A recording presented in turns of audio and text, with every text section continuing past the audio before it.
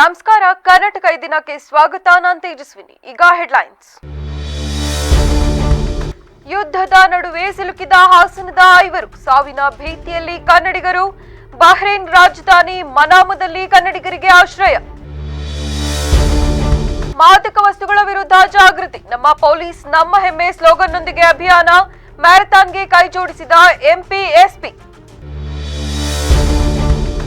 ನಿವೃತ್ತ ಶಿಕ್ಷಕನಿಗೆ ಅದ್ದೂರಿ ಅಭಿನಂದನೆ. ಜನಸ್ನೇಹಿ ಶಿಕ್ಷಕರಿಗೆ ಗ್ರಾಮಸ್ಥರ ಹೃದಯ ಸ್ಪರ್ಶಿ ಬೀಳ್ಕೊಡುಗೆ. ನಂಜನಗೂಡಿನಲ್ಲೊಂದು ಮನಮುಟ್ಟಿದ ಬೀಳ್ಕೊಡುಗೆ ಕಾರ್ಯಕ್ರಮ.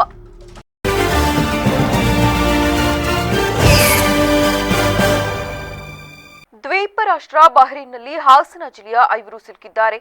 ಬಹ್ರೇನ್ ರಾಜಧಾನಿ ಮನಾಮದಲ್ಲಿರುವ ಕಟ್ಟಡವೊಂದರಲ್ಲಿ ಕನ್ನಡಿಗರು ಆಶ್ರಯ ಪಡೆದಿದ್ದಾರೆ. ಹಾಸನ ಜಿಲ್ಲೆ ಬೇಲೂರು ತಾಲೂಕಿನ ಅಂಗಡಿಹಳ್ಳಿಯ ಪಂಜು, ಜಮುನಾ, ಸುರೇಂದ್ರ ಪ್ರಸಾದ್, ರತೀಶ್ ಹಾಗೂ ಮೈಸೂರು ಮೂಲದ ನೇತ್ರಾವತಿ ತಾವಿರುವ ಕಟ್ಟಡದ ಪಕ್ಕದಲ್ಲೇ ಬಾಂಬ್ ಸಿಡಿಯುತ್ತಿದೆ ಎಂದು ಆತಂಕ ವ್ಯಕ್ತಪಡಿಸಿದ್ದಾರೆ.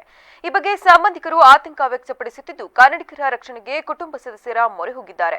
ಇನ್ನು ಇತ್ತ ಶಾರ್ಜಾ ವಿಮಾನ ನಿಲ್ದಾಣದಲ್ಲಿ ದಾವಣಗೆರೆ ಪ್ರವಾಸಿಗರು ಸಂಕಷ್ಟದಲ್ಲಿ ಸಿಲುಕಿಕೊಂಡಿದ್ದಾರೆ. ಜಗಳೂರು ತಾಲೂಕು ತೋರಣಘಟ್ಟದ ಗ್ರಾಮದ 15 ಜನ ಪ್ರವಾಸಿಗರು ಕಳೆದ ಫೆಬ್ರವರಿ 23ರಂದು ದುಬೈ ಮತ್ತಿತರ ನಗರಗಳಿಗೆ ಪ್ರವಾಸ ಹೊರಟಿದ್ರು. ಪಶ್ಚಿಮ ಏಷ್ಯಾದಲ್ಲಿ ಉಂಟಾಗಿರುವ ಸಂಘರ್ಷದಲ್ಲಿ ಶಾರ್ಜಾ ಏರ್ಪೋರ್ಟ್ನಲ್ಲಿ ಕನ್ನಡಿಗರು ಸಿಲುಕಿಕೊಂಡಿದ್ದಾರೆ. ಬಾಂಬ್ ಸ್ಫೋಟ ಹಾಗೂ ಇನ್ನಿತರ ಅವಘಡಗಳು ಸಂಭವಿಸಬಹುದೆಂದು ಮುಂಜಾಗ್ರತವಾಗಿ ವಿಮಾನ ನಿಲ್ದಾಣ ಬಂದ್ ಮಾಡಲಾಗಿದೆ. ಎಲ್ರಿಗೂ ನಮಸ್ಕಾರ. ನಾನು ನಿಮ್ಮ ಯತೀಶ್ಗೌಡರು, ದುಬೈ ಕನ್ನಡ ಮತ್ತು ದುಬೈ ಒಕ್ಕಲಿಗ ಸಂಘದ ಅಧ್ಯಕ್ಷರು. ನಮ್ಮ ದುಬೈ ಕನ್ನಡಿಗೆ ಯಾರಿಗಾದರೂ ಸಹಾಯ ಬೇಕಾದರೆ ನನ್ನ ನಂಬರ್ಗೆ ಕರೆ ಮಾಡಿ. Thank you. ನಾವೆಲ್ಲರೂ ಸೇಫ್ ಆಗಿದ್ದೀವಿ. ನಮಗೆ ಇಲ್ಲಿ ಎಲ್ಲ ರೀತಿಯ ಸೇಫ್ ಆಗಿದೆ. ಯಾವುದೇ ವೆಹಿಕಲ್ಗಳು ಸದ್ಯಕ್ಕೆ ಓಡಾಡ್ತಾ ಇಲ್ಲ. 3 ಗಂಟೆ ಆದಮೇಲೆ ಈ ಒಂದು ಮೆಸೇಜ್ ಏನು ಬರ್ತದೆ ಅದನ್ನು ನೋಡ್ಕೊಂಡು ನಮ್ಮ ನೆಕ್ಸ್ಟ್ ಫ್ಲೈಟ್ ಯಾವಾಗ ಅನ್ನೋದನ್ನ ತಿಳಿಸ್ತಾರೆ. ಧನ್ಯವಾದಗಳು. ಇದೇ ಸಂಜೆ ನಾವು ನಮ್ಮ ಅವಾರ್ಡ್ ಫಂಕ್ಷನ್ಗೆ ಭಾಗಿಯಾಗಿದ್ವಿ. ನಮಗೆ ವಿಜಯರತ್ನ ಅವಾರ್ಡ್ ಆಗಿತ್ತು. ಹಾಗಾಗಿ ಆ ಒಂದು ಕಾರ್ಯಕ್ರಮ ಅದ್ದೂರಿಯಾಗಿ ಯಶಸ್ವಿ ಆಯಿತು. ಆನಂದ್ ವಿಜಯ್ ಸಂಕೇಶ್ವರ್ ಅವರು ನಮ್ಮ ಜೊತೆ ಇದ್ದಾರೆ. ಅವರು ಸಹ ಈ ಒಂದು ಕಾರ್ಯಕ್ರಮದ MD ಆಗಿ ಇವರು ಬಂದಿದ್ದರು. ಅದೇ ರೀತಿ ಇಲ್ಲಿ ಇರ್ತಕ್ಕಂಥ ಶೇಖು ಸಹ ಬಂದಿದ್ದರು. ನಾವು ಈ ಕಾರ್ಯಕ್ರಮ ಆಗಬೇಕಾದ್ರೆ ನಮ್ಮ ಸ್ವಲ್ಪ ದೂರದಲ್ಲೇ ಒಂದು ಶೆಲ್ ದಾಳಿ ಆಯಿತು. ಆ ದಾಳಿ ಆದಮೇಲೆ ರಾತ್ರಿ 12 ಗಂಟೆ ತನಕ ಯಾವುದೇ ಇದಿರಲಿಲ್ಲ, ಮೆಸೇಜ್ ಇರಲಿಲ್ಲ. 12 ಗಂಟೆ ಮೇಲೆ ಎಮರ್ಜೆನ್ಸಿನ ಘೋಷಣೆ ಮಾಡ್ತು ದುಬೈ ಸರ್ಕಾರ. ಹಾಗಾಗಿ ಅದಾದ ನಂತರ ನಾವು ಸ್ವಲ್ಪ ಭಯಪಟ್ಟಿದ್ವಿ. ಈಗ ಯಾವುದೇ ಥರದ ಆತಂಕ ಇಲ್ಲ. ಜೈಶಂಕರ್ಜಿ ಅವರು ಸಹ ಒಂದು ಟ್ವೀಟ್ ಮುಖಾಂತರ ಮೆಸೇಜನ್ನು ಕೊಟ್ಟಿದ್ದಾರೆ. ಭಾರತೀಯರು ಯಾವುದೇ ರೀತಿ ಭಯಪಡುವ ಅವಶ್ಯಕತೆ ಇಲ್ಲ ಅಂತೇಳಿ ಒಂದು ಮೆಸೇಜನ್ನು ಕೊಟ್ಟಿದ್ದಾರೆ. ಅದೇ ರೀತಿ ನಮ್ಮ ಭಾರತದ ಹೆಮ್ಮೆಯ ಪ್ರಧಾನಮಂತ್ರಿಗಳಾದಂಥ ನರೇಂದ್ರ ಮೋದಿಜಿಯವರು ಸಹ ಈ ಒಂದು ಸಂದರ್ಭದಲ್ಲಿ ಯಾರೂ ಭಾರತೀಯರು ಹೆದರುವಂಥ ಅವಶ್ಯಕತೆ ಇಲ್ಲ, ನಾವೆಲ್ಲ. ನಮಸ್ಕಾರ. ಮತ್ತೆ ಈಗ ನಮ್ಮ ಕನ್ನಡ ಫ್ಯಾಮಿಲಿ ಇತ್ತು. ಪ್ರವೀಣ್ ಜೋಗಿ ಮತ್ತೆ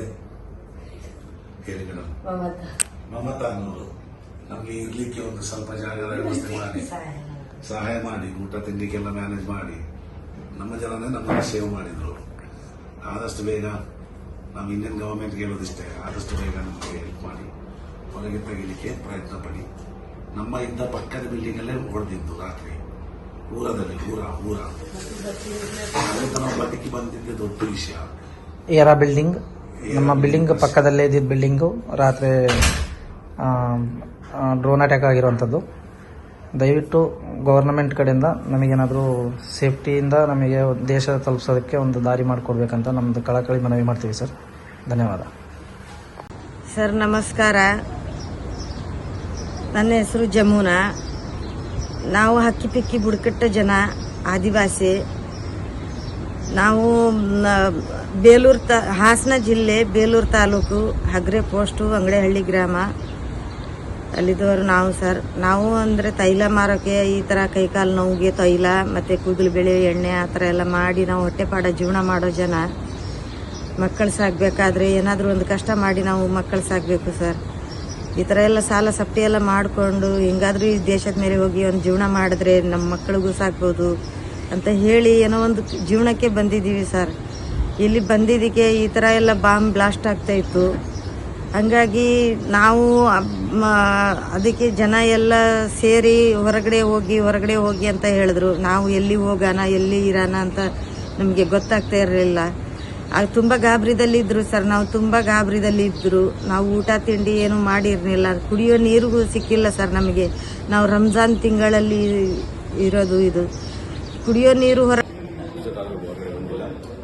ಈಗ ಸ್ವಲ್ಪ ವಾತಾವರಣ ತಟಸ್ಥವಾಗಿ ಮತ್ತು ನಮ್ಮ ನಿನ್ನೆದಂಥ ಅವಾರ್ಡ್ ಮುಗಿಸ್ಕೊಂಡು ವಿಜಯರತ್ನ ಅವಾರ್ಡ್ ಮುಗಿಸ್ಕೊಂಡು ಇವತ್ತು ಮಧ್ಯಾಹ್ನ 1:30 ಫ್ಲೈಟ್ ಇತ್ತು.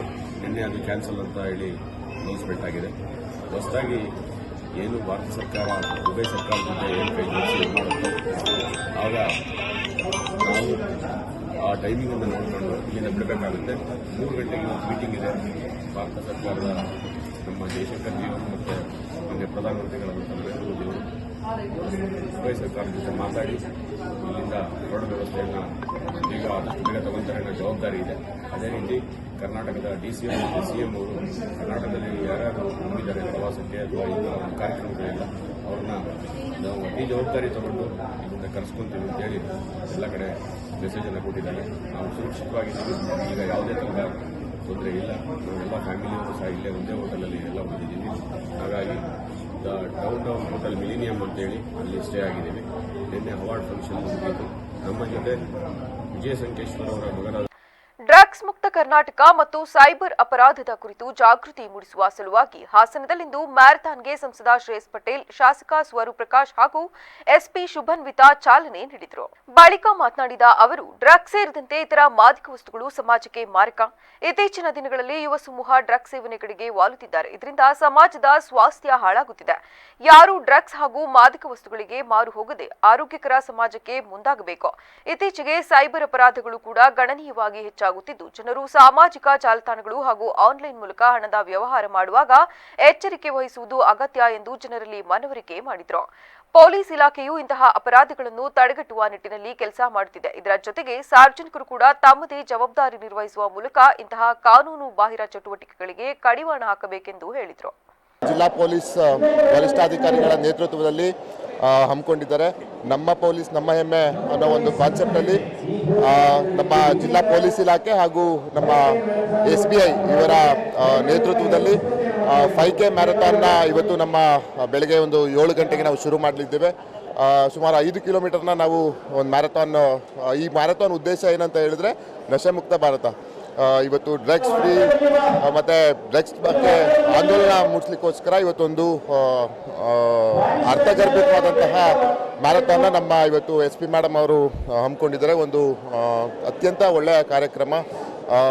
ಒಂದು 4-5 ಸಾವಿರ ಇವತ್ತು ನಮ್ಮ ಸ್ಟೂಡೆಂಟ್ಸ್ ಆಗಿರ್ಬೋದು, ನಮ್ಮ ಜಿಲ್ಲಾ ಪೊಲೀಸ್ ಇಲಾಖೆ ಎಲ್ಲ ಮಾಡಲಿಕ್ಕೆ ಮತ್ತು ಹೊರಗೂಡಿಸೋಕ್ಕೆ ಒಂದು ಕಾರ್ಯಕ್ರಮ. ಹಲವಾರು ಎಲ್ಲ ನಮ್ಮ ನೌಕರ ಸಂಘ ಇರ್ಬೋದು, ಎಲ್ಲರೂ ಯುವಕರು ಮತ್ತು ಎಲ್ಲ ಯುವ ಸಮೂಹ ಸೇರಿ ಇವತ್ತು 5K ಮ್ಯಾರಥಾನ್ ನೋಡೋ ಮುಖಾಂತರ ಭಾರತವನ್ನು ನಿಷೇಧ ಮುಕ್ತ ಭಾರತವನ್ನು ಮಾಡಬೇಕು ಅಂತ ನಾವೆಲ್ಲ ಪಣವನ್ನು ತೊಟ್ಟು ಈ ನಿಟ್ಟಿನಲ್ಲಿ ಕಳೆದ ವಾರನೂ ಕೂಡ ನಾವು ಏನು ನಮ್ಮ ರಾಜೀವ್ ಇನ್ಸ್ಟಿಟ್ಯೂಷನ್ ಇದರಿಂದ ವಿಶ್ವವಿದ್ಯಾಲಯದಿಂದ ಕೂಡ ಮಾಡಿದ್ವಿ, ಅದೇ ರೀತಿ ಕೂಡ ಮಾಡ್ತೀವಿ. ಎಲ್ಲರೂ ಕೂಡ ಈ ಒಂದು ಯುವ ಸಮೂಹ ಇಡೀ ರಾಜ್ಯದಲ್ಲಿ ಕರ್ನಾಟಕ ರಾಜ್ಯ ಪೊಲೀಸ್ ವತಿಯಿಂದ ಬೇರೆ ಬೇರೆ ಡಿಸ್ಟ್ರಿಕ್ಟ್ಸಲ್ಲಿ 5 ಕಿಲೋಮೀಟರ್ ಮತ್ತು 10 ಕಿಲೋಮೀಟರ್ ರನ್ ಆರ್ಗನೈಸ್ ಆಗ್ತಾ ಇದೆ. ಇದೇ ಸಂದರ್ಭದಲ್ಲಿ ನಾವು ಹಾಸನ ಜಿಲ್ಲಾ ಪೊಲೀಸ್ ವತಿಯಿಂದನೂ ಸಹ ಇವತ್ತು 5 ಕಿಲೋಮೀಟರ್ ರನ್ ಆರ್ಗನೈಸ್ ಮಾಡಿದ್ದೀವಿ. ಸುಮಾರು 3,500ಕ್ಕಿಂತ ಜಾಸ್ತಿ ಜನ ಇವತ್ತು ಸೇರಿದ್ದಾರೆ. ನಮ್ಮ ರನ್ದು ಮೇನ್ ಗೋಲ್ ಏನಂದರೆ ಸೇ ನೋ ಟು ಡ್ರಗ್ಸ್ ಮತ್ತು awareness against cyber crime. Physical fitness ತುಂಬ ಇಂಪಾರ್ಟೆಂಟ್ ಇದೆ, ಎಸ್ಪೆಷಲಿ ನಮ್ಮ ಯೂತ್ಗೆ. ಕಾರ್ಯಕ್ರಮ ಆಯೋಜಿಸಿದ್ವಿ.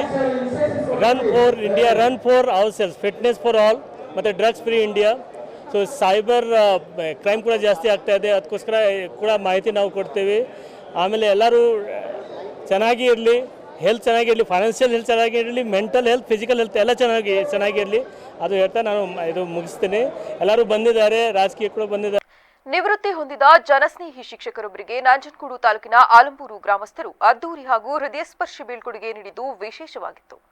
ಗ್ರಾಮದ ದೇವಾಲಯದಲ್ಲಿ ವಿಶೇಷ ಪೂಜೆ ಸಲ್ಲಿಸಿ ನಿವೃತ್ತ ಶಿಕ್ಷಕರನ್ನು ಅಲ್ಲಿಂದ ಗ್ರಾಮದ ಸುತ್ತ ಪುಷ್ಪಾರ್ಚನೆಯ ಮೂಲಕ ಮೆರವಣಿಗೆ ನಡೆಸಿ ಶಾಲಾ ಆವರಣಕ್ಕೆ ಕರೆತರಲಾಯಿತು. ನಂತರ ಕಾರ್ಯಕ್ರಮದ ಉದ್ಘಾಟನೆಯನ್ನು ಕ್ಷೇತ್ರ ಶಿಕ್ಷಣಾಧಿಕಾರಿಗಳಾದ ಮಹೇಶ್ ಸೇರಿದಂತೆ ವೇದಿಕೆ ಮೇಲಿನ ಗಣ್ಯರು ದೀಪ ಬೆಳಗಿಸುವ ಮೂಲಕ ನೆರವೇರಿಸಿದರು. ಬಳಿಕ ಅವರು ಮಾತನಾಡಿ, ಜನಪ್ರಿಯ ಶಿಕ್ಷಕ ವೃತ್ತಿಯಲ್ಲಿ ಯಾವುದೇ ಕಪ್ಪುಚುಕ್ಕೆ ಇಲ್ಲದೆ ವೃತ್ತಿಯಲ್ಲಿ ನಿವೃತ್ತಿಯಾಗುವುದು ಅಷ್ಟು ಸುಲಭದ ಕೆಲಸವಲ್ಲ. ಇಂತಹ ಜನಸಂಪಾದನೆಯೇ ಅವರ ವೃತ್ತಿ ಗೌರವದ ಘನತೆ ಹೆಚ್ಚಿಸಿದ್ದು ಅವರ ನಿವೃತ್ತಿ ಜೀವನ ಸುಖಕರವಾಗಿರಲಿ ಎಂದು ಶುಭ ಹಾರೈಸಿದರು. ಜಿಲ್ಲಾ ಪಂಚಾಯತ್ ಮಾಜಿ ಸದಸ್ಯ ಕೆಂಪಣ್ಣ, ಸಹಶಿಕ್ಷಕ ಶಕೀಲ್ ಅಹಮದ್ ಮಾತನಾಡಿ, 30 ವರ್ಷ ಸರ್ಕಾರಿ ಸೇವೆ ಮಾಡಿ ಜನಪ್ರಿಯತೆ ಗಳಿಸಿದ ಕುಮಾರಸ್ವಾಮಿ ಅವರು ಶಿಕ್ಷಣ ಇಲಾಖೆಯಲ್ಲಿ ಶಿಸ್ತು, ಸಂಯಮ, ಪರೋಪಕಾರ ಸೇರಿದಂತೆ ಮಾನವೀಯತೆಯಿಂದ ಎಲ್ಲ ಶಾಲೆಗಳಲ್ಲಿ ಉತ್ತಮ ಕಾರ್ಯನಿರ್ವಹಿಸಿರುವುದಲ್ಲದೆ ಸಾಮಾಜಿಕ ಕಾರ್ಯಗಳಲ್ಲೂ ತೊಡಗಿಸಿಕೊಂಡು ಜನಪ್ರಿಯತೆ ಗಳಿಸಿರುವುದಕ್ಕೆ ಈ ಕಾರ್ಯಕ್ರಮವೇ ಸಾಕ್ಷಿ ಎಂದು ಅವರ ಕಾರ್ಯವೈಖರಿಯ ಬಗ್ಗೆ ಮೆಚ್ಚುಗೆ ವ್ಯಕ್ತಪಡಿಸಿದರು. ಮತ್ತೆ ಅವರು ಉದ್ದೇಶಗಳನ್ನು ಹೊಂದಿದ್ದಾರೆ. ಒಳ್ಳೆ ಉತ್ತಮವಾದ ಕೆಲಸವನ್ನು ಮಾಡಿದ ಇಲಾಖೆಯಲ್ಲಿ ಯಾವುದೇ ಕಪ್ಪುಚುಕ್ಕೆ ಇದ್ದೇನೆ ನಿವೃತ್ತಿ ಆಗ್ತಿರೋದು ಇತ್ತೀಚಿನ ದಿನಗಳಲ್ಲಿ ಭಾರಿ ಪ್ರಯಾಸದ ಕೆಲಸ. ಹಾಗಾಗಿ ಅವರು ಇಷ್ಟೊಂದು ಪ್ರೀತಿ ವಿಶ್ವಾಸವನ್ನು ಗಳಿಸಿಕೊಂಡು ಇಲಾಖೆಯಲ್ಲಿ ಯಾವುದೇ ಕಪ್ಪುಚುಕ್ಕೆ ಇದ್ದೇನೆ ಎಲ್ಲರ ವಿಶ್ವಾಸವನ್ನು ಗಳಿಸಿಕೊಂಡು ಇವತ್ತು ವೃತ್ತಿಯಿಂದ ನಿವೃತ್ತಿಯನ್ನು ಹೊಂದ್ತಾ ಇದ್ದಾರೆ. ಹಾಗಾಗಿ ಅವರ ನಿವೃತ್ತಿ ಜೀವನ ಸುಖಕರವಾಗಿರಲಿ, ದೇವರು ಅವರಿಗೆ ಆಯುರಾರೋಗ್ಯ ಐಶ್ವರ್ಯವನ್ನು ಕೊಟ್ಟು ಕಾಪಾಡಲಿ ಅಂತೇಳಿ ಅವರಿಗೆ ಶುಭವನ್ನು ಕೋರಿ ಮಾತನ್ನು ಮುಗಿಸ್ತೇನೆ. ಎಲ್ಲರಿಗೂ ನಮಸ್ಕಾರ. ಕಾರ್ಯಕ್ರಮದ ಕೇಂದ್ರ ಬಿಂದು ನಿವೃತ್ತ ಶಿಕ್ಷಕ ಕುಮಾರಸ್ವಾಮಿ ಅವರು ಮಾತನಾಡಿ, 30 ವರ್ಷ ಶಿಕ್ಷಕನಾಗಿ ಕೆಲಸ ಮಾಡಿರುವುದು ನನಗೆ ತೃಪ್ತಿ ತಂದಿದೆ. ನನ್ನ ಸರ್ವಿಸ್ನಲ್ಲಿ ನನಗೆ ಸಹಕರಿಸಿದ ಇಲಾಖಾ ಅಧಿಕಾರಿಗಳು, ಸಹೋದ್ಯೋಗಿ ಶಿಕ್ಷಕರು, ವಿದ್ಯಾರ್ಥಿಗಳು, ಮುಖ್ಯವಾಗಿ ಗ್ರಾಮಸ್ಥರು ಹಾಗೂ ಸಮಾಜದ ಬಂಧುಗಳಿಗೆ ನನ್ನ ಅಭಿನಂದನೆಗಳನ್ನು ತಿಳಿಸಿ ಸಂತೋಷದಿಂದ ನನ್ನ ವೃತ್ತಿ ಜೀವನಕ್ಕೆ ವಿದಾಯ ಹೇಳುತ್ತಿದ್ದೇನೆಂದು ವೃತ್ತಿ ಜೀವನದ ಅನುಭವಗಳನ್ನು ತಿಳಿಸಿದರು. ಹಂಗೆ ಅಂತ ಹೇಳ್ತಾ ಇಷ್ಟು ವರ್ಷ ಸೇವೆಯನ್ನು ಮಾಡೋದಕ್ಕೆ ಊರ್ಲೆ ಶಾಲೆಯಲ್ಲಿ ಅವಕಾಶ ಮಾಡಿಕೊಟ್ಟಂಥ ಎಲ್ಲರಿಗೂ ಅಭಿನಂದನೆಗಳನ್ನು ಸಲ್ಲಿಸ್ತಾ, ಮತ್ತು ಅತ್ಯಂತ ಯಶಸ್ವಿಯಾಗಿ ಅಂತಂದರೆ ಎಲ್ಲ ಹೇಳಿದ್ರು ಬಿ ಒ ಸರ್ ಇಷ್ಟು ಜನ ಬಂದರಲ್ಲ ಅಂತ. ನಾನು ಎಲ್ರಿಗೂ ನಮ್ಮ ಕ್ಲಸ್ಟರಲ್ಲಿ ಶನಿವಾರ ನಾವು ಇವತ್ತು ಶೈಕ್ಷಣಿಕ ಸಮ್ಮೇಳನ ಯಾರೂ ಹೋಗಲ್ಲ ಅಂದರು. ನಾನು ಹೆಮ್ಮೆಯಿಂದ ಹೇಳ್ಕೊತೀನಿ. ಅದಕ್ಕೆ ನಮ್ಮ ಎಲ್ಲ ಟೀಚರ್ಸ್ಗೂ, ನಮ್ಮ ಕ್ಲಸ್ಟರ್ಲಿ ಎಲ್ಲ ಟೀಚರ್ಸ್ಗಳು ನಾವು ಕಾರ್ಯಕ್ರಮದಲ್ಲಿ ಜಿಲ್ಲಾ ಪಂಚಾಯಿತಿ ಮಾಜಿ ಸದಸ್ಯರಾದ ಸದಾನಂದ, ನಗರಸಭೆ ಮಾಜಿ ಅಧ್ಯಕ್ಷ ಮಹದೇವಸ್ವಾಮಿ, ಗಾಯತ್ರಿ ಕುಮಾರಸ್ವಾಮಿ, ಪ್ರಾಥಮಿಕ ಶಾಲಾ ಶಿಕ್ಷಕರ ಸಂಘದ ಕಾರ್ಯದರ್ಶಿ ಮಹೇಶ್, ನಿವೃತ್ತ ಮುಖ್ಯ ಶಿಕ್ಷಕರಾದ ಗೋಪಾಲಕೃಷ್ಣ, ಗೋವಿಂದರಾಜ್, ಮಾಜಿ ಗ್ರಾಮ ಪಂಚಾಯಿತಿ ಅಧ್ಯಕ್ಷ ಪುಟ್ಟಸ್ವಾಮಿ, ಮುಖ್ಯ ಶಿಕ್ಷಕಿ ಮೀನಾಕ್ಷಿ, ಸಹಶಿಕ್ಷಕ ಶಕೀಲ್ ಅಹಮದ್, ನೀಲಕಂಠೇಶ್ವರ ಶಾಲೆಯ ಪ್ರಧಾನ ಕಾರ್ಯದರ್ಶಿ ಕುಮಾರಸ್ವಾಮಿ, ಎಸ್ಡಿಎಂಸಿ ಅಧ್ಯಕ್ಷ ರೇವಣ್ಣ ಸೇರಿದಂತೆ ಹಲವರು ಉಪಸ್ಥಿತರಿದ್ದರು. ಎಐಡಿಎಸ್ಒ ವಿದ್ಯಾರ್ಥಿ ಸಂಘಟನೆಯ ನೇತೃತ್ವದಲ್ಲಿಂದು ಜಿಲ್ಲಾ ಕನ್ನಡ ಸಾಹಿತ್ಯ ಪರಿಷತ್ತಿನಲ್ಲಿ ಜಿಲ್ಲಾ ಮಟ್ಟದ ಪ್ರತಿಭಟನಾ ಸಮಾವೇಶ ನಡೆಯಿತು. ಇದೇ ವೇಳೆ ಮಾತನಾಡಿದ ಪ್ರತಿಭಟನಾಕಾರರು, ಈ ಸಮಾವೇಶವು ಮುಖ್ಯವಾಗಿ ಕೆಪಿಎಸ್ ಮ್ಯಾಗ್ನೆಟ್ ಯೋಜನೆಯನ್ನು ವಿರೋಧಿಸಿ ನಿಟ್ಟೂರು, ಗೊರೂರು ಹಾಗೂ ಆಲೂರಿನ ಸುತ್ತಮುತ್ತ ಹಳ್ಳಿಯ ಶಾಲೆಗಳನ್ನು ಮುಚ್ಚಲಿಟ್ಟಿರುವ ಸರ್ಕಾರದ ನಿರ್ಧಾರವನ್ನು ಕೂಡಲೇ ಕೈಬಿಡಬೇಕೆಂದು ವಿದ್ಯಾರ್ಥಿ ಪೋಷಕರ ಬೃಹತ್ ಹೋರಾಟ ನಡೆಯುತ್ತಿದೆ ಎಂದು ತಿಳಿಸಿದರು. ಹಾಸನದಲ್ಲಿ ಒಂದು ದೊಡ್ಡ ಮಟ್ಟದಲ್ಲಿ ನಾವು ಹೋರಾಟ ಮಾಡ್ತಾ ಇದ್ದೀವಿ. ನಮ್ಮೂರಿನ ಸರ್ಕಾರಿ ಶಾಲೆಗಳು ಉಳಿಬೇಕು ಅಂಥೇಳಿ. ನಿಮಗೆಲ್ಲ ಗೊತ್ತಿರ್ಬೋದು, ಇವತ್ತು KPS ಮ್ಯಾಗ್ನೆಟ್ ಅನ್ನೋ ಯೋಜನೆ ಹೆಸರಲ್ಲಿ ರಾಜ್ಯ ಸರ್ಕಾರ ಅತ್ಯಂತ ಒಂದು ಕರಾಳ ಇತಿಹಾಸವನ್ನು ಸೃಷ್ಟಿ ಮಾಡೋಕ್ಕೆ ಹೋಗ್ತಾ ಇದೆ. ಅದು ಕೂಡ ಎಲ್ಲ ಬಡವರು, ರೈತರು, ಕಾರ್ಮಿಕರು ಮಕ್ಕಳ ಶಿಕ್ಷಣಕ್ಕೆ ಹೊಡೆಯಕ್ಕೆ ಹೋಗ್ತಾ ಇದೆ. ಎಂಥ ಸರ್ಕಾರಗಳು ಅಂತ ಹೇಳಿದ್ರೆ, ಇವತ್ತು ನಿನ್ನೆ ಕೂಡ ಅಧಿಕಾರಿಗಳು ಮಾತಾಡಿದ್ದಾರೆ. ಖಾಸಗಿ ವಿದ್ಯಾಸಂಸ್ಥೆಗಳ ಇವರು ಕೇಳಿದಾಗ ಇವತ್ತು KPS ಮ್ಯಾಗ್ನೆಟ್ ಯೋಜನೆ ಮಾರಕ ಆಗಿದೆ ಅಂತ ಹೇಳಿದಾಗ ಸರ್ಕಾರದ ಪ್ರತಿನಿಧಿಸುವಂಥ ಅಧಿಕಾರಿಗಳು ಹೇಳಿರೋದು, ಇನ್ನು 10 ವರ್ಷಗಳಲ್ಲಿ 30 ಲಕ್ಷ ವಿದ್ಯಾರ್ಥಿಗಳು ಪ್ರೈವೇಟ್ ಸ್ಕೂಲಿಗಳಿಗೆ ಬರ್ತಾರೆ ಅಂದರೆ ಖಾಸಗಿಗೆ ಲಾಭ ಆಗುತ್ತಲ್ಲ, ನೀವ್ಯಾಕ್ರಿ ಅಪೋಸ್ ಮಾಡ್ತೀರಾ ಅಂತ. ಎಂಥ ದುಷ್ಟ ಯೋಚನೆ, ದುಷ್ಟ ನೀತಿ ಅನ್ನೋದನ್ನು ನೀವು ಯೋಚನೆ ಮಾಡಿ. ಇವತ್ತು ಇದೇ KPS ಮ್ಯಾಗ್ನೆಟ್ ಯೋಜನೆಯನ್ನು ಗುಜರಾತಲ್ಲಿ ಇಂಪ್ಲಿಮೆಂಟ್ ಮಾಡಿ ಒಂದೇ ವರ್ಷಕ್ಕೆ 2.5 ಲಕ್ಷ ಬಡ ರೈತ ಕಾರ್ಮಿಕರ ಮಕ್ಕಳು ಶಿಕ್ಷಣದಿಂದ ವಂಚಿತರಾಗಿದ್ದಾರೆ. ಇವಾಗಲೇ ಇಡೀ ದೇಶದಾದ್ಯಂತ BJP ಸರ್ಕಾರ ಇರ್ಬೋದು, ಕಾಂಗ್ರೆಸ್ ಸರ್ಕಾರ ಇರ್ಬೋದು, ಎಲ್ಲ ಸರ್ಕಾರಗಳು ಸೇರಿ ಜಿಲ್ಲಾಡಳಿತ, ಕನ್ನಡ ಮತ್ತು ಸಂಸ್ಕೃತಿ ಇಲಾಖೆ ಇವರ ಸಹಯೋಗದಲ್ಲಿ ಶ್ರೀ ಜಗದ್ಗುರು ರೇಣುಕಾಚಾರ್ಯ ಜಯಂತಿಯನ್ನು ಆಚರಿಸಲಾಯಿತು. ಜಿಲ್ಲಾಧಿಕಾರಿಗಳ ಕಚೇರಿ ಆವರಣದಲ್ಲಿ ಶ್ರೀ ರೇಣುಕಾಚಾರ್ಯ ಅವರ ಭಾವಚಿತ್ರಕ್ಕೆ ಪುಷ್ಪಾರ್ಚನೆಯೊಂದಿಗೆ ಮೆರವಣಿಗೆಗೆ ಚಾಲನೆ ನೀಡಿ ನಂತರ ವೃತ್ತ ಮಾರ್ಗವಾಗಿ ಮಹಾವೀರ ವೃತ್ತ, ಹಾಸನಾಂಬ ಕಲಾಕ್ಷೇತ್ರದವರೆಗೆ ಕಲಾ ತಂಡಗಳೊಂದಿಗೆ ಮೆರವಣಿಗೆ ನಡೆಯಿತು. ನಂತರ ನಗರದ ಹಾಸನಾಂಬ ಕಲಾಕ್ಷೇತ್ರದಲ್ಲಿಂದು ನಡೆದ ಕಾರ್ಯಕ್ರಮದ ದಿವ್ಯ ಸಾನ್ನಿಧ್ಯವನ್ನು ಯಸಳೂರು ಬೃಹನ್ ಮಠದ ಮಠಾಧ್ಯಕ್ಷ ಚನ್ನಸಿದ್ದೇಶ್ವರ ಶಿವಾಚಾರ್ಯ ಸ್ವಾಮಿಗಳು ವಹಿಸಿದರು. ಶ್ರೀ ವೀರಶೈವ ಲಿಂಗಾಯತ ಸಂಘದ ಪರಮೇಶ್, ಭಾರತ ವಿನರಿವ ಮಹಾಸಭಾ ಜಿಲ್ಲಾ ಘಟಕದ ಅಧ್ಯಕ್ಷ BM ಭುವನಾಕ್ಷ, ವೀರಶೈವ ಲಿಂಗಾಯತ ಸಂಘದ ಉಪಾಧ್ಯಕ್ಷ ಕಟ್ಟಾಯ ಶಿವಕುಮಾರ್ ಇತರರು ಹಾಜರಿದ್ದರು. ಜಗತ್ತಿನಲ್ಲಿ ಅಸಮಾನತೆಗಳು ತಾಂಡವವಾಡುತ್ತಿದ್ದ ಸಂದರ್ಭದಲ್ಲಿ ಮಾನವರಲ್ಲಿ ಅತಿ ಹೆಚ್ಚು ಸಂಕಷ್ಟಗಳು ಉದ್ಭವವಾದಂಥ ಸಂದರ್ಭದಲ್ಲಿ ಮನುಷ್ಯತ್ವದ ಗುಣಗಳನ್ನು ಮರೆತಂಥ ಸಂದರ್ಭದಲ್ಲಿ ಧರ್ಮ ಖಂಡಿತವಾಗಿಯೂ ಆ ಸಂದರ್ಭದಲ್ಲಿ ಗ್ಲಾನಿಯಾದಂಥ ಸಂದರ್ಭದಲ್ಲಿ ಮಾನವ ಧರ್ಮಕ್ಕೆ ಜಯವಾಗಲಿ, ಧರ್ಮದಿಂದಲೇ ವಿಶ್ವಕ್ಕೆ ಶಾಂತಿ ಎನ್ನುವಂಥ ಧ್ಯೇಯ ವಾಕ್ಯದೊಂದಿಗೆ ಸಮಾಜದಲ್ಲಿ ಸಮಾನತೆಯ ಹರಿಕಾರರಾಗಿ ಗಂಡು ಮತ್ತು ಹೆಣ್ಣಿಗೆ ಸಮಾನವಾದ ಸಮಾನತೆಯನ್ನು ಪ್ರಪ್ರಥಮ ಬಾರಿಗೆ ಜಗತ್ತಿನಲ್ಲಿ ಸ್ಥಾಪಿಸಿದ ಕಾರಣೀಭೂತರು ಮೂಲ ಪುರುಷರು ಯಾರು ಅಂತ ಕೇಳಿದರೆ ಅದು ರೇಣುಕಾದಿ ಪಂಚಾಚಾರ್ಯರು. ಅಂಥ ಪಂಚಗಣಾಧೀಶರಲ್ಲಿ ಪ್ರಪ್ರಥಮವಾಗಿ ಅವತರಿಸಿದ ಜಗದ್ಗುರು ರೇಣುಕಾಚಾರ್ಯರ ಜಯಂತಿ ಯುಗಮಾನೋತ್ಸವ ಕಾರ್ಯಕ್ರಮವನ್ನು ಈ ದಿವಸ ನೀವೆಲ್ಲರೂ ಕೂಡ ಸಂಭ್ರಮ ಸಡಗರದಿಂದ ಆಚರಣೆಯನ್ನು ಮಾಡ್ತಾ ಇದ್ದೇವೆ. ಯುಗ ಯುಗಗಳಲ್ಲಿ ಅವತಾರವನ್ನು ಎತ್ತಿ ಬಂದಂಥ ಮಹಾಪುರುಷರ ಜಯಂತಿಗಳನ್ನು ನಾವು ಯಾವ ಕಾರಣಕ್ಕಾಗಿ ಆಚರಿಸಬೇಕು ಅಂತ ಕೇಳಿದರೆ, ಇವತ್ತು ಸಮಾಜ ಉತ್ತಮ ರೀತಿಯಲ್ಲಿ ಮುನ್ನಡೆ ತಂತ್ರಜ್ಞಾನದ ಯುಗದಲ್ಲಿ ಭಾರತೀಯ ಸಂಸ್ಕೃತಿಯನ್ನು ಉಳಿಸಿ ಬೆಳೆಸುವಲ್ಲಿ ಕಲೆಯು ಮಹತ್ವದ ಪಾತ್ರ ವಹಿಸುತ್ತಿದೆ ಎಂದು ವಿಧಾನ ಪರಿಷತ್ ಸದಸ್ಯ ಸೂರಜ್ ರೇವಣ್ಣ ಹೇಳಿದರು. ಪಟ್ಟಣದಲ್ಲಿ ಆಯೋಜಿಸಲಾದ ಖಾಸಗಿ ರಾಜ್ಯಮಟ್ಟದ ಚಿತ್ರಕಲೆ ಸ್ಪರ್ಧೆಯ ಕಾರ್ಯಕ್ರಮದಲ್ಲಿ ಭಾಗವಹಿಸಿ ಮಾತನಾಡಿ, ಯುವ ಪೀಳಿಗೆಯನ್ನು ಆಧುನಿಕ ಪ್ರಪಂಚದ ಅತಿಯಾದ ಪ್ರಭಾವದಿಂದ ದೂರವಿಟ್ಟು ಸಾಂಸ್ಕೃತಿಕ ಮೌಲ್ಯಗಳನ್ನು ಬೆಳೆಸುವಂತಹ ಕಾರ್ಯಕ್ರಮಗಳು ಅತ್ಯಂತ ಅಗತ್ಯ. ಸಮಾಜದಲ್ಲಿ ಆರೋಗ್ಯ ತಪಾಸಣೆ, ರಕ್ತದಾನ ಹಾಗೂ ಕ್ರೀಡಾಕೂಟಗಳು ಹೆಚ್ಚಾಗಿ ನಡೆಯುತ್ತಿದೆಯಾದರೂ ಭಾರತೀಯ ಸಂಸ್ಕೃತಿಯನ್ನು ಎತ್ತಿ ಹಿಡಿಯುವ ಕಾರ್ಯಕ್ರಮಗಳು ಅಪರೂಪವಾಗಿವೆ ಎಂದು ಹೇಳಿದರು.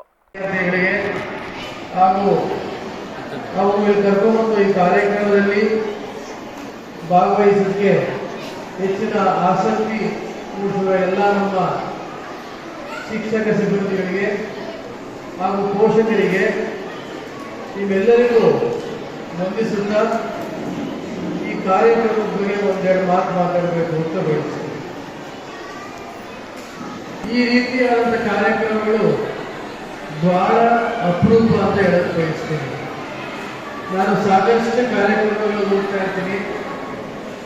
ಆರೋಗ್ಯ ತಪಾಸಣೆ ಬಗ್ಗೆ ಮಾಡ್ತಾರೆ, ಉಚಿತ ರಕ್ತ ಶಿಬಿರ ಮಾಡ್ತಾರೆ, ಹಾಗೂ ಅನೇಕ ಕ್ರೀಡಾ ಕಾರ್ಯಕ್ರಮಗಳನ್ನ ಮಾಡ್ತಾರೆ. ಆದರೆ ನಮ್ಮ ಭಾರತೀಯ ಸಂಸ್ಕೃತಿನ ಎತ್ತಿ ಹಿಡಿಯುವಂತಹ ಕಾರ್ಯಕ್ರಮಗಳು, ನಮ್ಮ ಭಾರತೀಯ ಸಂಸ್ಕೃತಿನ ಉಳಿಸುವಂಥ ಈ ಕಾರ್ಯಕ್ರಮಗಳು ಬಹಳ ಕಮ್ಮಿ ಅಂತ ಹೇಳಕ್ಕೆ ಬಯಸ್ತೀನಿ. ಇವತ್ತಿನ ಈ ಒಂದು ಆಧುನಿಕ ಪ್ರಪಂಚದಲ್ಲಿ ನಮ್ಮ ಯುವಕರು. ಕಾರ್ಯಕ್ರಮದಲ್ಲಿ ಪೊಲೀಸ್ ಇಲಾಖೆಯ ಕೀರ್ತಿ, ಹಿರಿಯ ಕಲಾವಿದ ಕಲಾಪ್ರಿಯ ಮಂಜು, ಜೆಡಿಎಸ್ ಮುಖಂಡ ಪ್ರಜ್ವಲ್ ಸೇರಿದಂತೆ ಹಲವರು ಉಪಸ್ಥಿತರಿದ್ದರು. ಪತ್ರಿಕಾ ವಿತರಕರ ಶ್ರೇಯೋಭಿವೃದ್ಧಿಗಾಗಿ ಕಾರ್ಯನಿರತ ಪತ್ರಕರ್ತರ ಸಂಘ ಸದಾ ಬದ್ಧವಾಗಿದೆ ಎಂದು ಜಿಲ್ಲಾ ಕಾರ್ಯನಿರತ ಪತ್ರಕರ್ತರ ಸಂಘದ ಅಧ್ಯಕ್ಷ ಕೆಂಚೇಗೌಡ ಹೇಳಿದರು.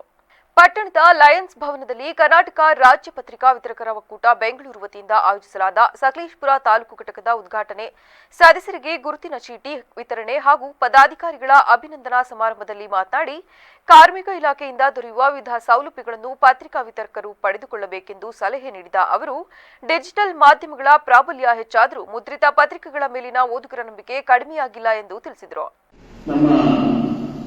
ಶಂಭುಲಿಂಗ ಅವರು ಈ ಕರ್ನಾಟಕ ಪತ್ರಿಕಾ ವಿತರಕರ ಸಂಘದ ಅಧ್ಯಕ್ಷರಾದ ನಂತರದಲ್ಲಿ ಅವರು ನಮ್ಮ ಕರ್ನಾಟಕ ಕಾರ್ಯನಿರತ ಪತ್ರಕರ್ತರ ಸಂಘದ ಜೊತೆ ಕೂಡಿಕೊಂಡು ಎಲ್ಲ ಕಾರ್ಯಕ್ರಮಗಳಲ್ಲಿ ಭಾಗಿಯಾಗಿ ನಮ್ಮ ಸಂಘದೊಟ್ಟಿಗೆ ಸರ್ಕಾರದಿಂದ ವಿತರಕರಿಗೆ ಸಿಗಬೇಕಾದಂತಹ ಸೌಕರ್ಯಗಳನ್ನು ಕಲ್ಪಿಸಿಕೊಡುವ ನಿಟ್ಟಿನಲ್ಲಿ ಬಹಳಷ್ಟು ಪ್ರಯತ್ನವನ್ನು ಮಾಡ್ತಾ ಇದ್ದಾರೆ.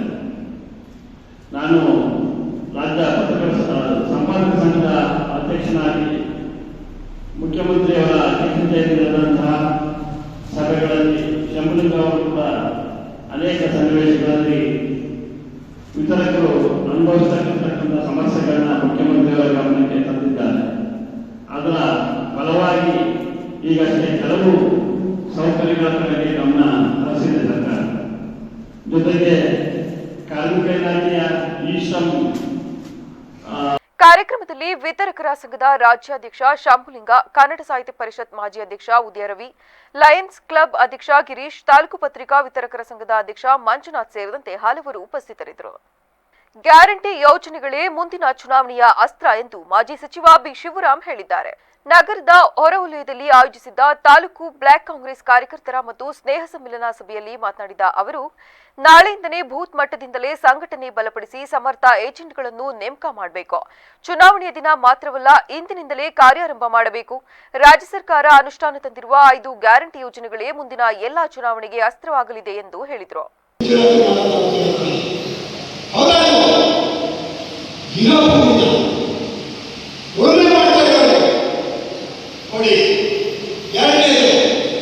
ವಿಚಾರ ಬಡವರು ಏನೋ ಸೌಲಭ್ಯದಲ್ಲಿ ಅವರ ಮನೆ ಕಟ್ಟಿರುವಂಥವರು ಅವರುಗಳಿಗೆ ಮತ್ತು ಅವರೆಲ್ಲ ಕೆಪಿಸಿಸಿ ವಕ್ತಾರ ವಿಜಯ್ ಕುಮಾರ್ ಮಾತನಾಡಿ, ಇತ್ತೀಚಿನ ಚುನಾವಣಾ ಸೋಲಿನ ಕುರಿತು ಆತ್ಮ ಪರಿಶೀಲನೆ ಮಾಡಿಕೊಳ್ಳುವುದು ಅಗತ್ಯವಾಗಿದೆ. ನಾವು ಚುನಾವಣೆಯಲ್ಲಿ ಏಕೆ ಸೋತಿದ್ದೇವೆಂಬುದರ ಕುರಿತು ಗಂಭೀರ ಆತ್ಮವಿಮರ್ಶೆ ಮಾಡಬೇಕು. ಈ ಹಿಂದೆ ಒಕ್ಕಲಿಗರ ಹಳ್ಳಿಗಳಲ್ಲಿ 5ಕ್ಕೆ 5 ಗೆಲುವು ಸಾಧಿಸಿದೆವು. ಆದರೆ ಈ ಬಾರಿ ಕೆಲವೆಡೆ ತುಂಬಾ ಹಿನ್ನಡೆ ಅನುಭವಿಸಿದ್ದೇವೆಂದು ತಿಳಿಸಿದರು. ಇನ್ನೊಂದು ಏನಂತಂದ್ರೆ ನಾವು ಎಲ್ಲರೂ ಮಾಡ್ತೀವಿ, ಚುನಾವಣೆ ಆಗ್ತದೆ, ಚುನಾವಣೆಯಲ್ಲಿ ಹಣ ಎಲ್ಲಿ ಮತದಾನ ಆಗೋದಿಲ್ಲ, ನಮ್ಮ ಪೂಜೆ ಹಿಂದೆ ಇರಲಿಲ್ಲ. ಅಲ್ಲಿ ನಾವು ನೋಡಿದ ಪೂಜೆ ಎಲ್ಲೋ ಮಾಡಿಸಿಕೊಂಡಿರ್ತಾರೆ. ನಾವು ಅಂತ ಸಮಯದಲ್ಲಿ ಬಹಳಷ್ಟು ಜನತೆಗೆ ವೋಟ್ ಹಾಕಲಿಕ್ಕೆ ತೊಂದರೆನೂ ಆಗುತ್ತೆ. ಬೇರೆ ಅನ್ಯಜಾಲವರು ಬಂದು ಕೂಡ ವೋಟ್ ಮಾಡುವಂಥ ವ್ಯವಸ್ಥೆ ಆಗ್ತದೆ. ಹಾಗಾಗಿ ಇವತ್ತು ಬೂತ್ ಮತಗಟ್ಟೆಗಳಲ್ಲಿ ನಾವು ಬೂತನ್ನು ಭದ್ರಪಡಿಸಿಕೊಂಡಲ್ಲಿ ನಾವು ಚುನಾವಣೆ ಗೆಲ್ಲಲಿಕ್ಕೆ ಸಾಧ್ಯ ಆಗುತ್ತೆ. ಇವತ್ತು ಬಹಳಷ್ಟು ಜನ ಏನು ಮಾತಾಡಿದ್ದೀವಿ, ನಾವು ನಮ್ಮ ಬದ್ಧತೆ ಏನು ಅಂತ ಕೂಡ ಬೇಕಾಗ್ತದೆ. ಇವತ್ತು ನಾವು 5 ಗ್ಯಾರಂಟಿಗಳನ್ನು ಕೊಟ್ಟಿದ್ದಾರೆ. ಸಂಸದ ಶ್ರೇಯಸ್ ಪಟೇಲ್ ಮಾತನಾಡಿ, ಮುಂದಿನ ಯಾವುದೇ ಚುನಾವಣೆಯಾಗಿರಲಿ ಕಾಂಗ್ರೆಸ್ ಪಕ್ಷ ಖಂಡಿತವಾಗಿ ಗೆಲ್ಲಲಿದೆ ಎಂದು ವಿಶ್ವಾಸ ವ್ಯಕ್ತಪಡಿಸಿದರು. ಪಕ್ಷದ ಪ್ರತಿಯೊಬ್ಬ ಕಾರ್ಯಕರ್ತರಿಗೂ ಜವಾಬ್ದಾರಿ ಇದೆ. ಶಿವರಾಮ್ ಅವರ ಹಾದಿಯಲ್ಲಿ ನಾವು ಸಾಗಬೇಕೆಂದು ಕರೆ ನೀಡಿದರು.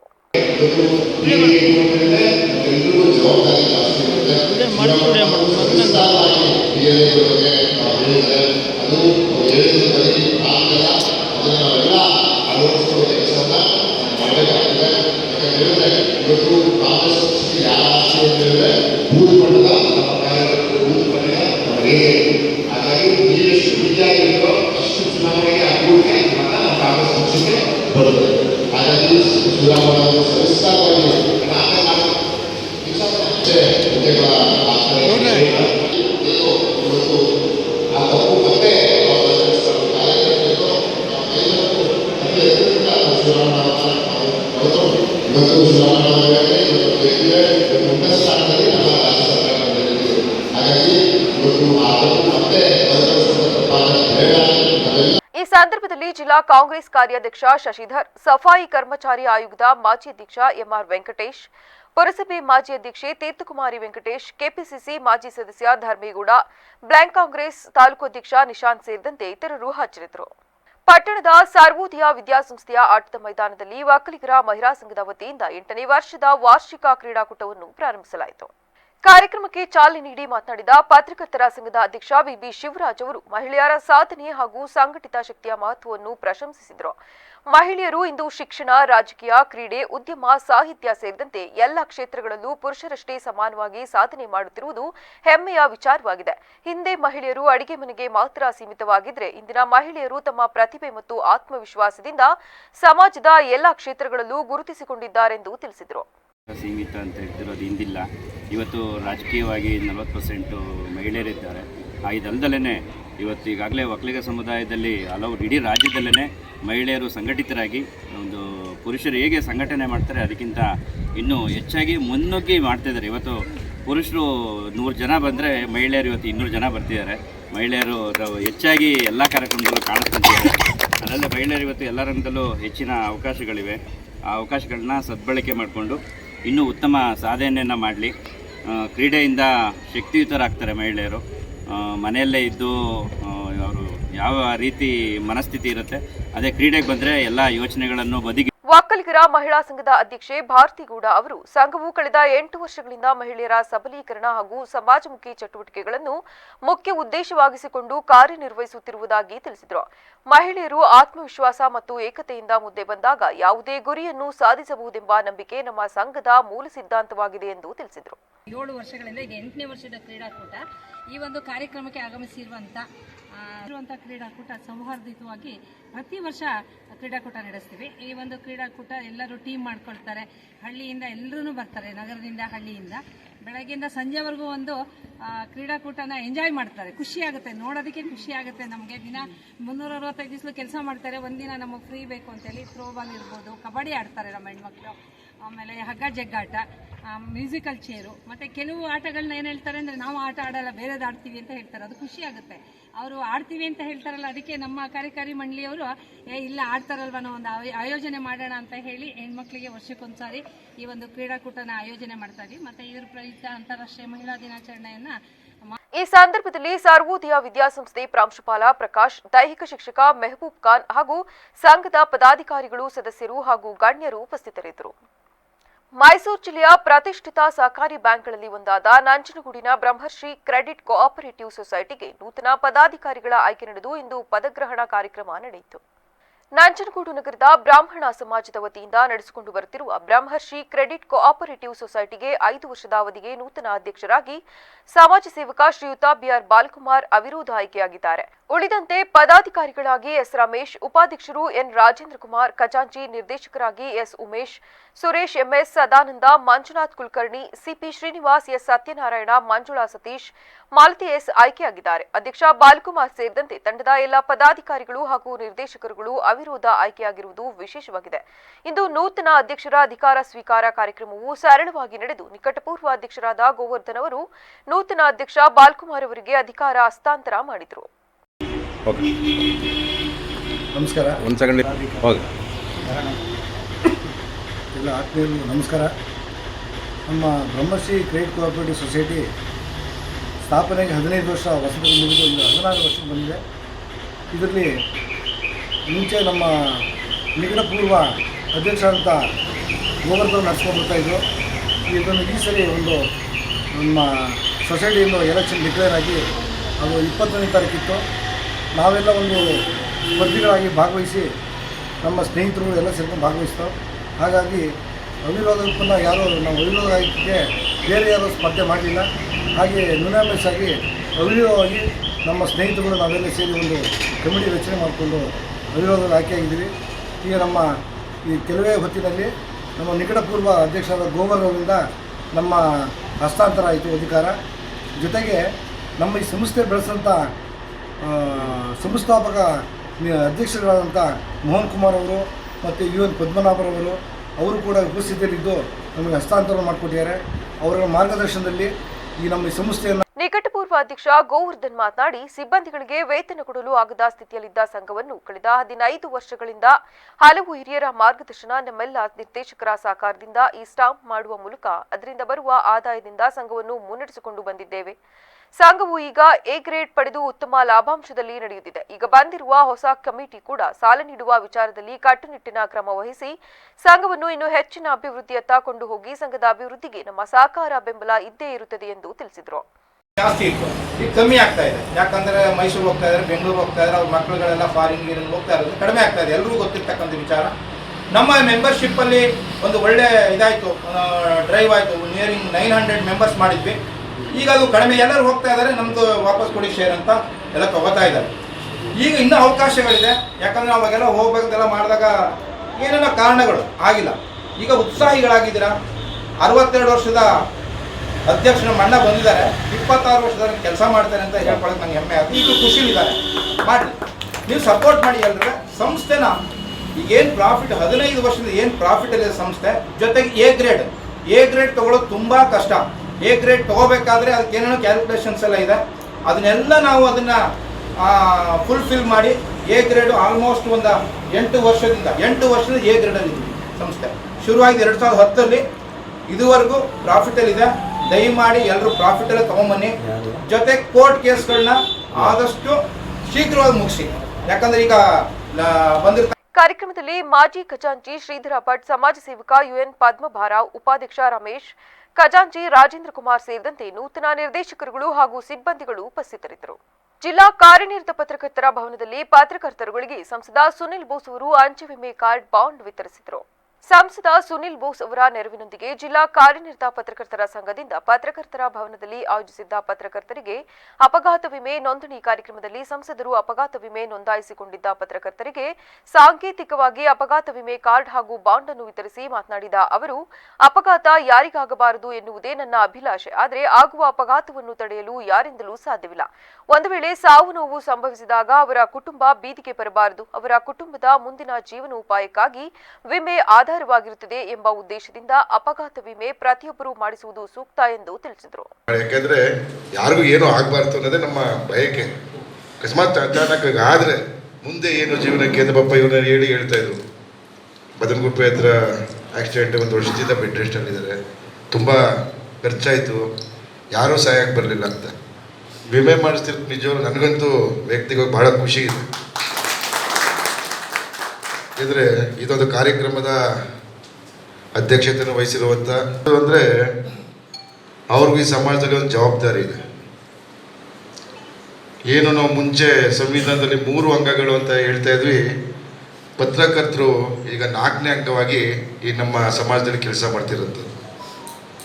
ಏನು ದಿನನಿತ್ಯ ಇಡೀ ಪ್ರಪಂಚದಲ್ಲಿ, ಇಡೀ ರಾಜ್ಯದಲ್ಲಿ, ಇಡೀ ದೇಶದಲ್ಲಿ ಏನು ಘಟನೆಗಳು ನಡೀತದೆ ಅಂತ ಹೇಳಿ ಜನಗಳಿಗೆ ತಿಳಿಸುವಂಥ ಬಹಳ ಜವಾಬ್ದಾರಿಯುತ ಕೆಲಸ ಅದು. ಕಾರ್ಯಕ್ರಮದಲ್ಲಿ ಜಿಲ್ಲಾ ಕಾರ್ಯನಿರತ ಪತ್ರಕರ್ತರ ಸಂಘದ ಜಿಲ್ಲಾಧ್ಯಕ್ಷ ಸಿದ್ದಲಿಂಗಸ್ವಾಮಿ, ರಾಜ್ಯ ಸಮಿತಿ ಸದಸ್ಯ ಮಹೇಂದರ್, ಖಜಾಂಚಿ ಪುಟ್ಟರಾಜು, ಪ್ರಧಾನ ಕಾರ್ಯದರ್ಶಿ ಪ್ರಸಾದ್ ಲಕ್ಕೂರು ಸೇರಿದಂತೆ ಮತ್ತಿತರರು ಹಾಜರಿದ್ದರು. ಮಕ್ಕಳ ಹಕ್ಕುಗಳ ರಕ್ಷಣಾ ಆಯೋಗವು ದುರುದ್ದೇಶಿತ ಪ್ರಕರಣ ದಾಖಲಿಸಿದ್ದನ್ನು ವಿರೋಧಿಸಿ ಮಾರ್ಚ್ 2ರಂದು ಪ್ರತಿಭಟನೆ ಹಮ್ಮಿಕೊಳ್ಳಲಾಗಿದೆ ಎಂದು ಕೋಲಿ ಕಬಲಿಗ ಎಸ್ಟಿ ಹೋರಾಟ ಸಮಿತಿ ರಾಜ್ಯಾಧ್ಯಕ್ಷ ಲಚ್ಚಪ್ಪ ಜಮಾದಾರ ತಿಳಿಸಿದ್ದಾರೆ.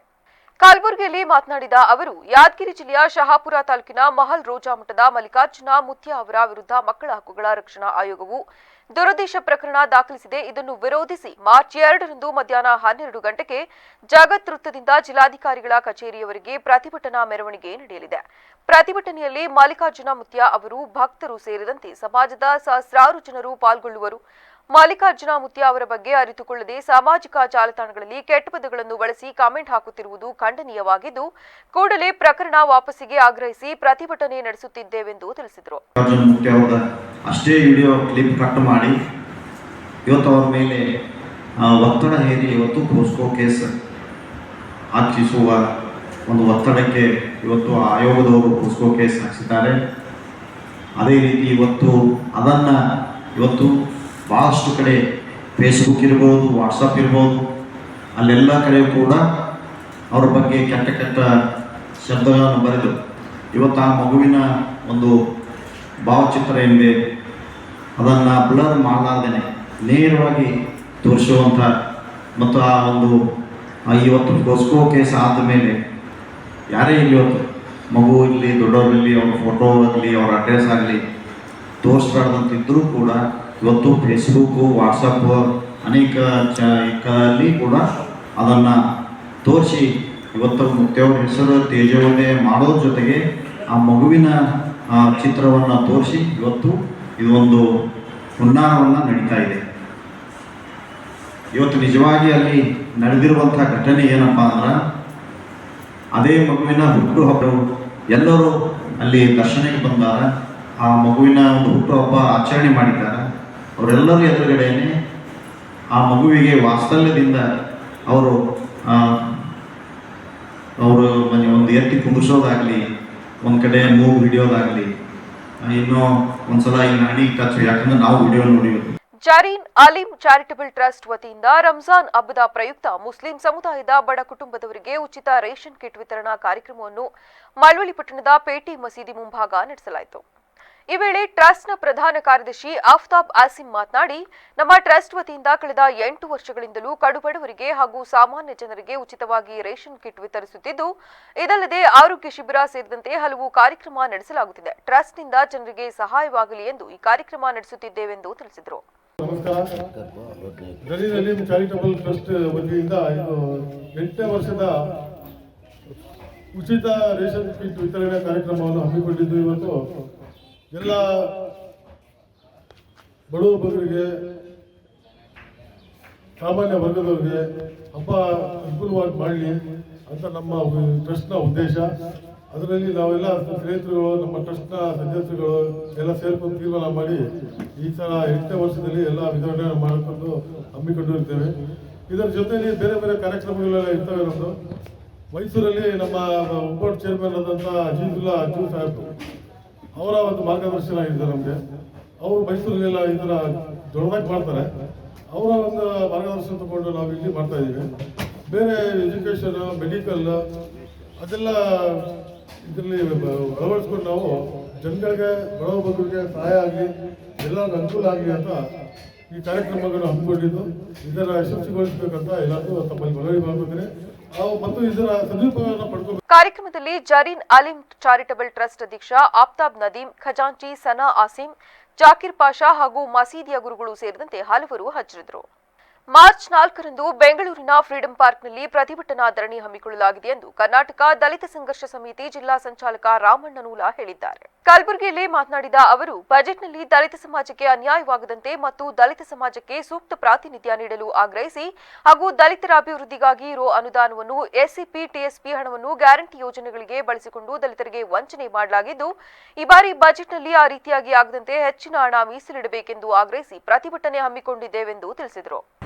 ಸ್ಥಾಪಿತ ಸಂಘಟನೆಯಿಂದ ದಿನಾಂಕ 4/3/2026ರಂದು ಪ್ರತಿಭಟನಾ ಧರಣಿಯನ್ನು ರಾಜ್ಯಾದ್ಯಂತ ಪ್ರತಿ ಜಿಲ್ಲಾ ಕೇಂದ್ರಗಳಲ್ಲಿ ನಾವು ಇವತ್ತಿನ ದಿವಸ ಮಾಡಬೇಕಂತೇಳಿ ತೀರ್ಮಾನ ತೊಗೊಂಡಿವಿ. ಆ ಪ್ರತಿಭಟನಾ ಧರಣಿಯಲ್ಲಿ ಕೆಲವು ಅಜೆಂಡಾಗಳನ್ನು ಇಟ್ಟಿವಿ. ಏನು ಅಜೆಂಡಾಗಳಂದ್ರೆ ಒಳ ಮೀಸಲಾತಿ ಇರುವಷ್ಟು ಬಿಂದು ಸರಿಪಡಿಸ್ಬೇಕು, ಮತ್ತು ಹಾಸ್ಟೆಲ್ ಮಕ್ಕಳಿಗೆ ಎಷ್ಟು ಮಕ್ಕಳು ದಲಿತ ಮಕ್ಕಳು, SC ST ಮಕ್ಕಳು ಅರ್ಜಿ ಹಾಕ್ತಾರೆ, ಅವರೆಲ್ಲರಿಗೂ ಏನದ ಹಾಸ್ಟೆಲ್ ವಸತಿ. ಒಂದು ದಿನದ ಸಾಂಕೇತಿಕ ಧರಣಿಯನ್ನು ಹಮ್ಮಿಕೊಳ್ಳಲಾಗಿದೆ. ಏನು SC ST ದಲಿತರಿಗೆ 24.1ರ ಜನಸಂಖ್ಯೆ ಅನುಗುಣವಾಗಿ ಮೀಸಲಾತಿಯನ್ನು ಬಳಕೆ ಮಾಡಬೇಕಾಗಿತ್ತು. ಇದು ಸಮರ್ಪಕವಾಗಿ ಬಳಕೆಯಾಗಲಿ ಮತ್ತು ಕರ್ನಾಟಕ ರಾಜ್ಯದಲ್ಲಿ 57 ಫಾರಂ ನಂಬರ್ ಹಾಕಿದಂಥ ರೈತರಿಗೆ ಒಂದು ಸಾಗುವಳಿ ಚೀಟಿಯನ್ನು ವಿತರಿಸಬೇಕು. ಪ್ರತಿ ಗ್ರಾಮದಲ್ಲಿ ದಲಿತರಿಗೆ ಸ್ಮಶಾನ ಇಲ್ಲದಿರುವ ಒಂದು ಸ್ಮಶಾನವನ್ನು ಮಂಜೂರಾತಿ ಮಾಡಬೇಕು. ಈಗಿರತಕ್ಕಂಥ SC ST ಯಜಮಾನಿಕೆ ಸ್ಥಾಪಿಸುವುದಕ್ಕೆ ಎಲ್ಲಾ ಕಡೆ ಯುದ್ಧ ಮಾಡಲು ಅಮೆರಿಕ ಹೊರಟಿದೆ ಎಂದು ರೈತ ಸಂಘದ ರಾಜ್ಯ ಪ್ರಧಾನ ಕಾರ್ಯದರ್ಶಿ ಟಿ ಯಶವಂತ್ ಆರೋಪಿಸಿದರು. ಮಳವಳ್ಳಿ ಪಟ್ಟಣದ ಶಾದಿ ಮಹಲ್ನಲ್ಲಿ ಕರ್ನಾಟಕ ಪ್ರಾಂತ ರೈತ ಸಂಘದ ತಾಲೂಕು ರೈತರ ಸಮ್ಮೇಳನ ಉದ್ಘಾಟಿಸಿ ಮಾತನಾಡಿ, ಎಲ್ಲಾ ದೇಶಗಳು ತನ್ನ ಹತೋಟಿಯಲ್ಲಿಟ್ಟು ಕುತಂತ್ರ ಮಾಡುತ್ತಿದ್ದು, ಇದರಿಂದ ಕರ್ನಾಟಕ ರಾಜ್ಯದ ಜನರು, ಅದರಲ್ಲೂ ಮಳವಳ್ಳಿ ಜನರು ಸಹ ಆತಂಕಕ್ಕೆ ಒಳಗಾಗಿದ್ದಾರೆ. ಇನ್ನು ನಾನು ಮನಸ್ಸು ಮಾಡಿದರೆ ಪ್ರಧಾನಿ ನರೇಂದ್ರ ಮೋದಿಯವರನ್ನು ಸರ್ವನಾಶ ಮಾಡುತ್ತೇನೆಂಬ ಮಾತನ್ನು ಡೊನಾಲ್ಡ್ ಟ್ರಂಪ್ ಹೇಳಿದ್ದಾರೆ. ಇದಲ್ಲದೆ ಅಮೆರಿಕಾದಿಂದ ಬರುವ ವಸ್ತುಗಳಿಗೆ ಶುಲ್ಕ ವಿಧಿಸಬಾರದು, ಆದರೆ ನಮ್ಮ ದೇಶದಿಂದ ಹೋಗುವ ವಸ್ತುಗಳಿಗೆ 18% ಶುಲ್ಕ ವಿಧಿಸುತ್ತಾರೆ. ಇದು ಯಾವ ನ್ಯಾಯ ಎಂದು ಆಕ್ರೋಶ ವ್ಯಕ್ತಪಡಿಸಿದರು. ಯಾವುದೇ ದುಡಿಮೆ ಅದು ನೇರವಾಗಿ ಅಮೆರಿಕದ ತಿಜೋರಿ ಸೇರಬೇಕು. ಅದಕ್ಕೆ ಧಕ್ಕೆ ತಂದರೆ ನಾನು ಸುಮ್ಮನಿರುವುದಿಲ್ಲ ಅನ್ನುವಂಥ ಒಂದು ಎಚ್ಚರಿಕೆಗಾಗಿ ಮತ್ತು ಅಮೆರಿಕ ಇಡೀ ಪ್ರಪಂಚದ ಮೇಲೆ ಯಜಮಾನಿಕೆ ಸ್ಥಾಪನೆ ಮಾಡೋದಕ್ಕಾಗಿ ಈ ಎಲ್ಲ ಯುದ್ಧಗಳನ್ನು, ಎಲ್ಲ ದುರಾಕ್ರಮಗಳನ್ನ ಮಾಡ್ತಾ ಇದೆ. ಆ ಕಾರಣಕ್ಕಾಗಿ ಈ ಸಾಮ್ರಾಜ್ಯಶಾಹಿ ದುರಾಕ್ರಮಣ ಭಾರತದ ಜನತೆಗೆ ಮತ್ತು ಭಾರತೀಯರಿಗೆ ಭಾಳ ವಿಶೇಷವಾಗಿ ಮಳವಳ್ಳಿ ಸೇರಿದಂತೆ ಕರ್ನಾಟಕದ ಎಲ್ಲ ಜನರಿಗೆ ಭಾಳ ದೊಡ್ಡ ಪ್ರಮಾಣದ ಆತಂಕ ಮತ್ತು ಅಭದ್ರತೆಯನ್ನು ಉಂಟು ಮಾಡಿದೆ. ಭಾಳ ದೊಡ್ಡ ನಮಗೆ ಒಂದು ಸಮಸ್ಯೆಗಳನ್ನ ಹೆಚ್ಚು ಮಾಡ್ತದೆ. ಕೇವಲ ಬೆಲೆ ಏರಿಕೆ ಮಾತ್ರ ಅಲ್ಲ. ನಿಮಗೆ ಒಂದು ಉದಾಹರಣೆ ನಿಮ್ಗೆ ಹೇಳಬೇಕು ಅಂತಂದರೆ, ಅವರೆಲ್ಲ ಮಾಡ್ತಾ ಇರೋದು ಯಾವುದು ಅಂದರೆ, ಮಿಲಿಟ್ರಿ ಕಾರ್ಯಾಚರಣೆ ಮಾಡ್ತಾ ಇರೋದು ಯಾಕೆ? ನೀವೆಲ್ಲ ರೌಡಿ MLA ಪಿಕ್ಚರ್ ನೋಡಿದ್ದೀರಾ? Ambareesh rowdy MLA Donald Trump ಮಾಡ್ತಾ ಇದ್ದಾರೆ. ನಿಮಗೆ ಸುಲಭವಾಗಿ ಅರ್ಥ ಆಗೋಕ್ಕೆ ಆ ಸಿನಿಮಾನ ಉದಾಹರಣೆ ಕೊಟ್ಟಿದ್ದು. ಭಾರತದ ಮೇಲೆ ಯಾವ ರೀತಿ ಮಾಡ್ತಾ ಇದ್ದಾನೆ, ಇದು ಬಹಳ ಈ ಇತ್ತೀಚೆಗೆ ಡೊನಾಲ್ಡ್ ಟ್ರಂಪ್ ಕೊಟ್ಟಂತ ಹೇಳಿಕೆಗಳನ್ನು ತಾವು ಗಮನಿಸಬೇಕು ಅಂತ ನಾನು ಕೇಳ್ಕೊತೀನಿ. ಒಂದು, ಭಾರತ ಮತ್ತು ಪಾಕಿಸ್ತಾನ ನಡುವೆ ಸಮ್ಮೇಳನದಲ್ಲಿ ಕರ್ನಾಟಕ ಪ್ರಾಂತ ರೈತ ಸಂಘ NL ಭರತ್ ರಾಜ್, ಜಿಲ್ಲಾ ಸಂಚಾಲಕ ಗುರುಸ್ವಾಮಿ, NE ಮಹಾದೇವು, ಕಾಂತರಾಜ್, ಗಣೇಶ್ ಸೇರಿದಂತೆ ಹಲವರು ಹಾಜರಿದ್ದರು. ಈಗ ಮತ್ತೊಮ್ಮೆ ಹೆಡ್ಲೈನ್ಸ್. ಯುದ್ಧದ ನಡುವೆ ಸಿಲುಕಿದ ಹಾಸನದ 5 ಸಾವಿನ ಭೀತಿಯಲ್ಲಿ ಕನ್ನಡಿಗರು. ಬಹ್ರೇನ್ ರಾಜಧಾನಿ ಮನಾಮದಲ್ಲಿ ಕನ್ನಡಿಗರಿಗೆ ಆಶ್ರಯ. ಮಾದಕ ವಸ್ತುಗಳ ವಿರುದ್ಧ ಜಾಗೃತಿ, ನಮ್ಮ ಪೊಲೀಸ್ ನಮ್ಮ ಹೆಮ್ಮೆ ಸ್ಲೋಗನ್ನೊಂದಿಗೆ ಅಭಿಯಾನ. ಮ್ಯಾರಥಾನ್ಗೆ ಕೈ ಜೋಡಿಸಿದ MP SP. ನಿವೃತ್ತ ಶಿಕ್ಷಕನಿಗೆ ಅದ್ದೂರಿ ಅಭಿನಂದನೆ. ಜನಸ್ನೇಹಿ ಶಿಕ್ಷಕರಿಗೆ ಗ್ರಾಮಸ್ಥರ ಹೃದಯ ಸ್ಪರ್ಶಿ ಬೀಳ್ಕೊಡುಗೆ. ನಂಜನಗೂಡಿನಲ್ಲೊಂದು ಮನಮುಟ್ಟಿದ ಬೀಳ್ಕೊಡುಗೆ ಕಾರ್ಯಕ್ರಮ. ಕ್ಷಣ ಕ್ಷಣದ ಸುದ್ದಿಗಾಗಿ ನೋಡ್ತಾ ಇರಿ VVC TV. ಸತ್ಯದ ಕಡೆ ನಮ್ಮ ನಡೆ.